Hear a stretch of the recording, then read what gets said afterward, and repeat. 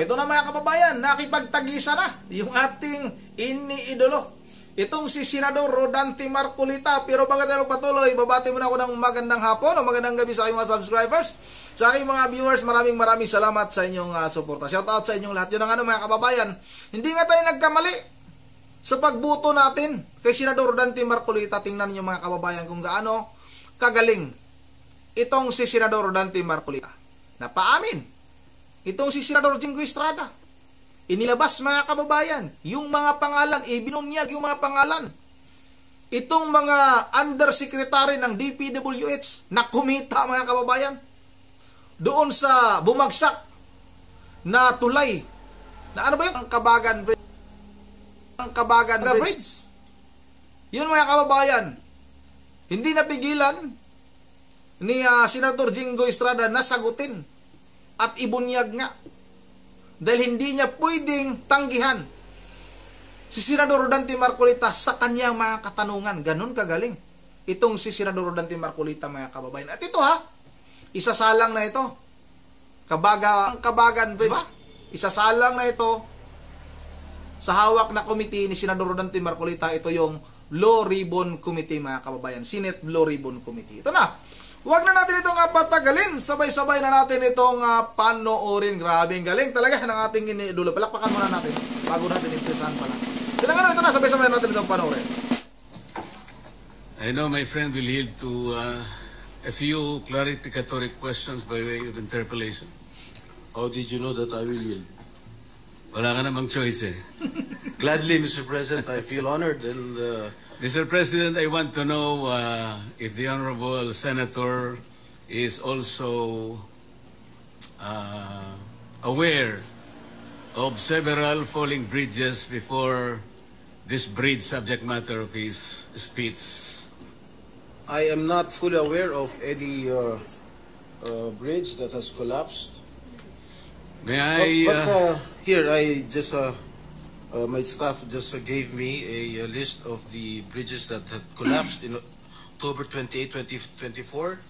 The Magapi Bridge in Balete, Batangas collapsed allegedly due to strong flood currents and the large number of uprooted trees carried by the water during Typhoon Christine. And the Bantilan Bridge, a 30-meter concrete span connecting Batangas and Quezon, allegedly collapsed on October 29, 2022, allegedly due to raging river currents and floods. And the Carlos Romulo Bridge in Bayambang, Pangasinan collapsed on October 20, 2022. The collapse was allegedly caused by two overloaded dump trucks that exceeded the bridge weight capacity. And the Borja Bridge collapsed on June 16, 2022. This was allegedly caused by a 12-wheeler dump truck that exceeded the bridge's weight limit. And the Luay-Clarin Bridge, I think this is in Bohol, which spans the famous Lubok River. And this resulted in 4 fatalities and 18 injuries. And the bridge under construction in Colafu, Magsaysay, Marilog District, Davao City, collapsed on February 18, 2022, while workers were filling its floor with fresh concrete. And lastly, the steel bridge collapsed in Barangay San Isidro, Mahayhay, Laguna on January 29, 2022. That's all, Mr. President. So, Mr. President, I think the Honorable Senator will agree that we are fast becoming a country of falling bridges. I agree with you, my good friend, Senator Marcoleta. In regard to this bridge in Isabela, subject matter of your speech, Mr. President, wala bang weighing scale or weighing station or weighing facility na itinalaga ang local government or national government para sa ganon yung lahat ng dadaan ng mga behikulo? Kasi, Mr. President, alam naman natin na Isabela ay agricultural economy. It consists something like 29.8% agriculture products at 25% industry. Kaya kinakailangan po siguro merong tagatimbang sa lahat ng mga truck na dadaan. Napakasimple naman sigurong problema ito.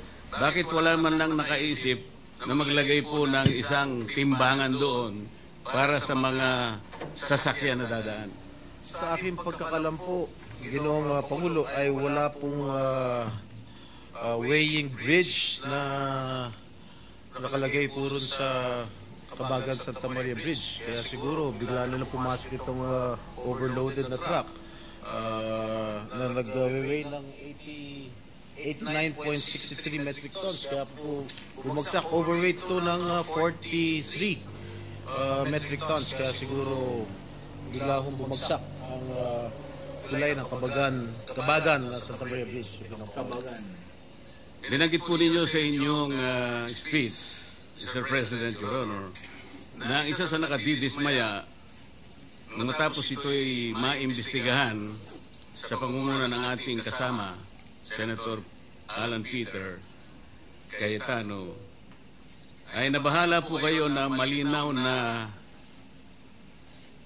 may kawalan ng pananagutan mula sa mga taong responsable sa pagpapatupad ng proyektong ito. Tama po ba yung aking narinig? Tama po kayo, Ginoong Pangulo. Ibig bang sabihin po ay hindi natukoy ng investigasyon ng ating kasamahan ang mga responsabling tao na mayroong kasalanan dito sa bagay na ito? Ginoong Pangulo, ang sa pagkakalam ko, fact-finding lamang po ang ginawa ng Yun nga po. DPWH. Dahil At wala fact-finding, pong mga pangalan na binanggit. Kung ako po itatanong ninyo kung sino-sino po ang magiging responsable, sasabihin ko po sa inyo kung sino-sino po itong mga ito. Salamat po, Mr. President, Your Honor, kasi po meron kayong binanggit dito na dalawang Assistant Secretary ng DPWH sa panahon na ginagawa ang proyektong ito na nakatalaga sa Region 3 o Region 2. At tatlong undersecretaries naman ang malinaw na meron ding control sa budget at supervision sa panahon na ito'y ginagawa. Tama po ba? Tama po kayo, Ginoong Pangulo. Para po malaman ng ating kapulungan, maaari po bang sabihin natin kung sino po itong mga taong tinutukoy po ninyo, Mr. President, Your Honor? Maraming salamat, Ginoong Pangulo. Nagtanong na rin po kayo kung sino-sino po itong mga tao. Hindi ko nabanggit sa aking privilege speech. Subalit nagtanong po kayo, mapipilitan ko pong ibulgar kung sino-sino po itong mga taong responsable sa pagbagsak nitong sa pagtulaps nitong tulay sa Kabagan Santa Maria. Unang-una, si Assistant Secretary for Regional Operations in Luzon, Loretta Malaluan. She succeeded Mary Bueno, now Asik Bueno, as Regional 2 Director. The time when the bridge project was already facing structural problems. Siya ang nagrekomenda noong January 2021 na pondohan ang retrofitting na nagkakalaga ng 233.5 million o yung pagsasagawa ng epoxy crack repairs.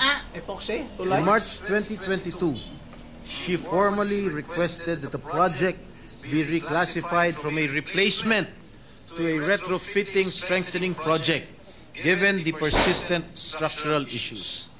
Pangalawa po, Ginoong Pangulo, Assistant Secretary for Regional Operations in Visayas and Mindanao, Mary D. Bueno. Siya po, as then Regional Office 2 Director, Engineer Bueno was involved in the implementation of Phase 1 and Phase 2 of this project. In 2018, then Project Engineer Felipe Lingan began reporting early signs of possible bridge failure. Noong pa lang 2018, nakitaan na nitong si Mr. Lingan na medyo malapit na magkolapso o may failure, early signs of bridge failure. These warnings were either not acted upon or were not sufficiently addressed under Bueno's leadership, which became a notable concern in later investigations. Ginoong Pangulo, yung tatlo pong nabanggit kong undersecretaries, napapangalanan ko rin ngayon. Ito po hanggang ngayon ay nanunungkulan pa rin bilang Undersecretary ng DPWH. Unang-una, Undersecretary for Regional Operations si Luzon, Ginoong Eugenio Pipo Jr. Siya po ang nangasiwa ng construction ng tulay nang sinimula ng pagpapagawa nito noong 2014 bilang NOI Assistant Secretary for Operations.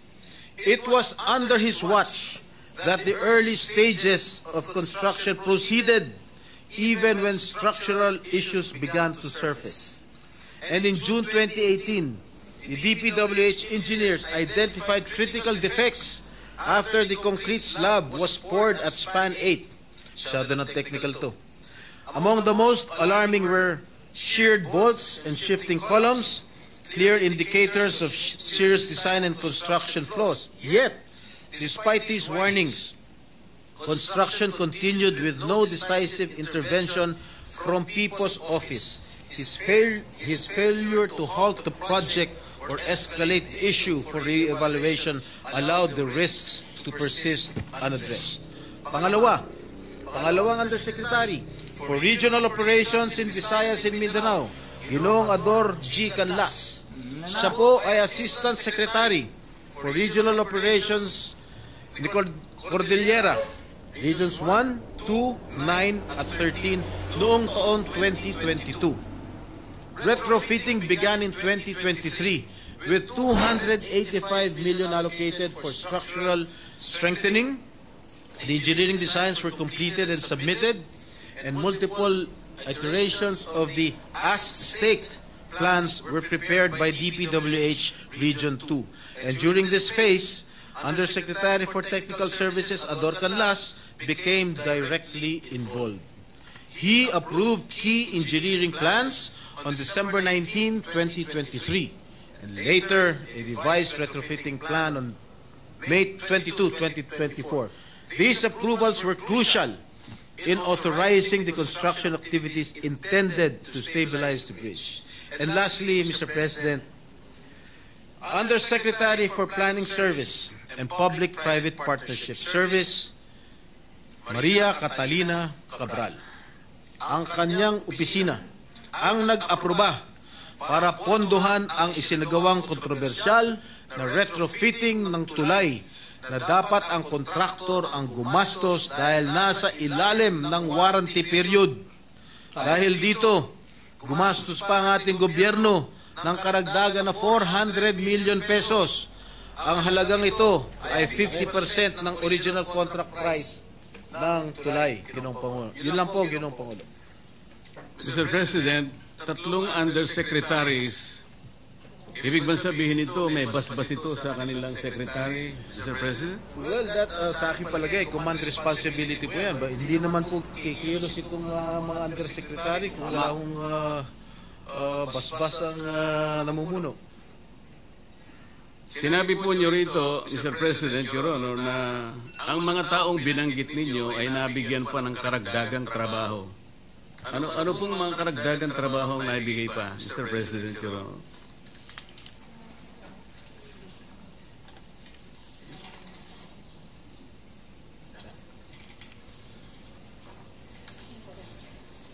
Habang binabasa po ninyo yan, karagdagan siguro impormasyon, Mr. President, meron po akong nabasang isang parang briefing na dalawa po sa binanggit yung undersecretaries parang nagkaroon po ng pagbabago, atas ng panibagong katungkulan, nagmula mismo sa tanggapan ng DPWH. Tama po kaya yun?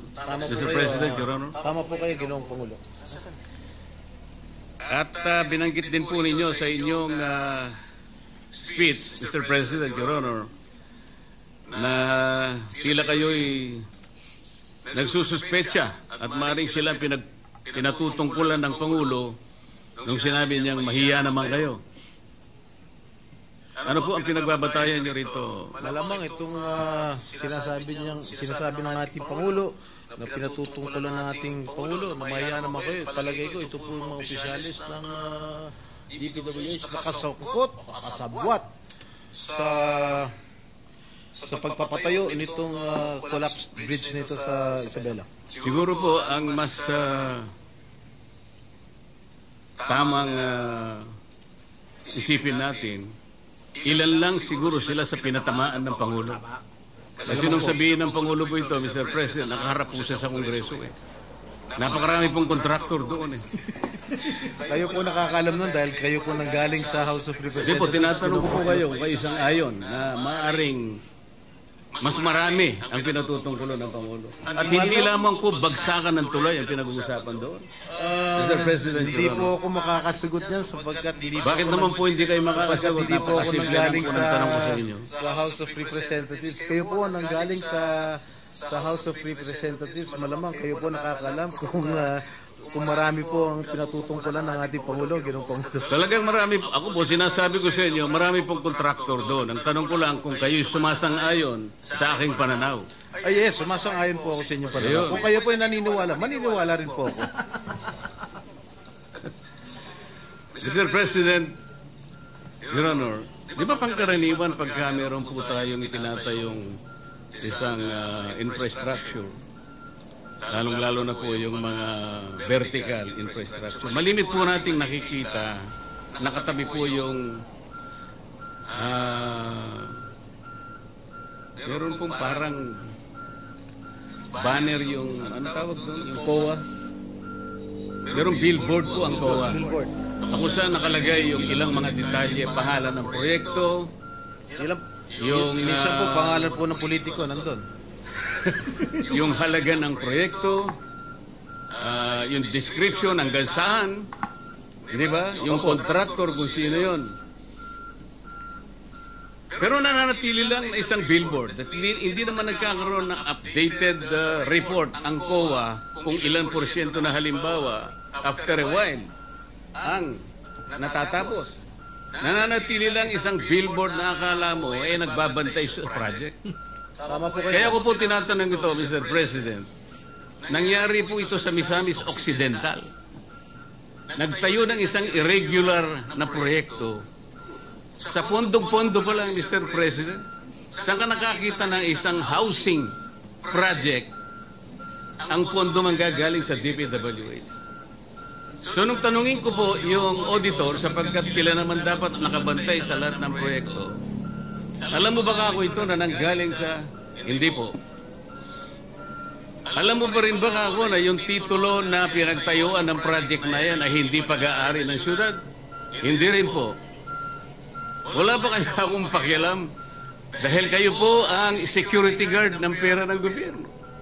Nakikialam po. Kailan po kayo makikialam?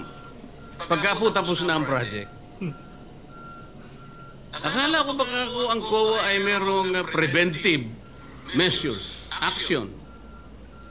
Ibig mo sabihin ka ako pag natapos ang project, natapos na po talaga ang project, ngunit ang titulo po ay pag-aari ng mga pribadong mga mamamayan. Nang tanungin ko po siya, sino ang may-ari ng project? Wala pong maisagot.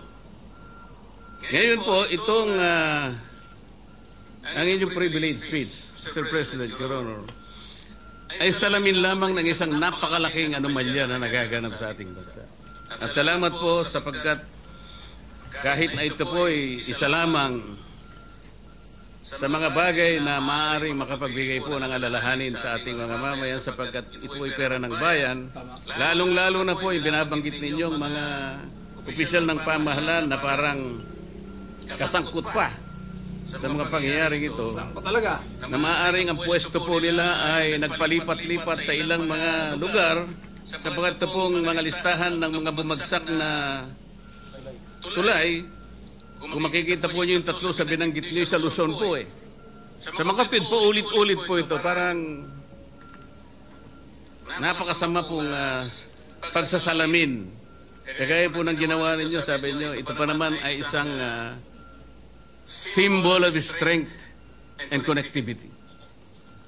Parang nasira po yung simbolo na yun, Mr. President. Your Honor. Ano po ang iniisip po ninyong gawin, Mr. President, Your Honor? Sana po ay maimbestigahan po itong sa lalong madaling panahon. Inimbestigahan na po ng ating kasama. Dito po sa inyong committee, sa Blue Ribbon Committee, sapagkat ang involved dito ay mga opisyalis ng ating gobyerno. Lalo po sa, of course, sa DPWH. At masagot ko lang po yung inyong katanungan kanina sa mga undersecretaries na nabigyan pa ng karagdagan ng trabaho. Kung kumari lang po, Ginoong Pangulo. Base sa mga department orders namin nakuha, na-promote pa ho si Engineer Loretta Maluan from Regional Director in Regional Office 2 to Assistant Secretary for Regional Operations in Luzon. Si Nery Bueno po ay dating Regional Director din sa Region 2 at na-promote bilang Assistant Secretary for Regional Operations in Visayas and Mindanao. At si Eugenio Pipo ay dating ASIC lamang bago naging Undersecretary. Ganon din po si Yusek Ador Canlas. Salamat po sa impormasyon, Mr. President, Your Honor. Meron po kayong binanggit na retrofitting. Ang ibig po nyo sabihin, Mr. President, Your Honor, ito pong tulay ng Kabagan na ito ay maliban po sa ito'y ginastusan ng pamahalaan, yung retrofitting, ginastusan pa rin po ng ating pamahalaan. Opo, ginastusan pa rin po ng ating pamahalaan. Pagkatapos po ng dalawang gastusan, ito po ay bumagsak. Tatlong gastusan, hindi lang dalawa. Tatlo nga po. Ang retrofitting po, ang ibig sabihin po ng retrofitting, para sa pagkakalam ko, hindi po ako inhinyero, no? Sa pagkakalam ko, is to strengthen the structure, Ginoong Pangulo. Pero, gastusan na ng gobyerno ang retrofitting, bumagsak pa rin after so many weeks. Kaya, nakakagulat at gumastos pa ho ng 400 million ang ating gobyerno for the retrofitting cost, Ginoong Pangulo. Babagsak po talaga yung retrofitting. Dapat po, sa aking palagay, dapat po ang contractor po ang dapat mag-shoulder ng expenses ng retrofitting, hindi po ang gobyerno. So 3 beses pong gumasta ang pamahalaan, Mr. President. Opo. At bumagsak. At bumagsak po rin. So 3 beses pong nasampal ang Pilipino. Tama po kayo. Salamat po. Kabayan, sino ba yung nagsabi na baguhang senador, itong si Senador Dante Marcolita? Karin Davila. Napanood mo ba kung paano makipag-debate, makipagtalakayan itong si Senador Dante Marcolita sa veteranong senador na si Senador Jingo Estrada? Di ba? Napaamin. Napilitan, mga kababayan, na ibunyag, ibulgar yung mga pangalan na sangkot o dahilan sa pagbagsak ng Kabagan Bridge, mga kababayan. Ganun kagaling itong si Senador Dante Marcolita. Yun ang dito lang muna, At bago tayo magtatapos, internet na, mag-shoutout lang muna tayo. Shoutout kay Pinoy Komentary. Maraming salamat sa iyo, idol, Pinoy Komentary. Shoutout kay Kuya Mitz. Shoutout na rin kay Nels Sports Music. Shoutout na rin kay Ma'am Michelle Bulima ng Bulacan. Shoutout na rin kay Garco Mins. Shoutout na rin kay Fernando Baliger. Shoutout kay Renato Jose. Shoutout kay Jiffer Sunyas. Shoutout na rin kay Ruel Pahimnayan. Roderick De La Cruz, shoutout kay Ma'am Joyce ng Japan, kay Ma'am Berge Religious ng Pulilan ng Bulacan sa kanyang mga apo. Si Kuko, si Dion at saka si Yuri, shoutout na rin kay Roderick De La Cruz. Shoutout kay Jennifer Abueva at kay Ronald Barriso. Yun ang dito lang muna. Medyo mahaba na yung ating video. Once again, this is Rondi TV mo. Ingatin lahat. God save the Philippines.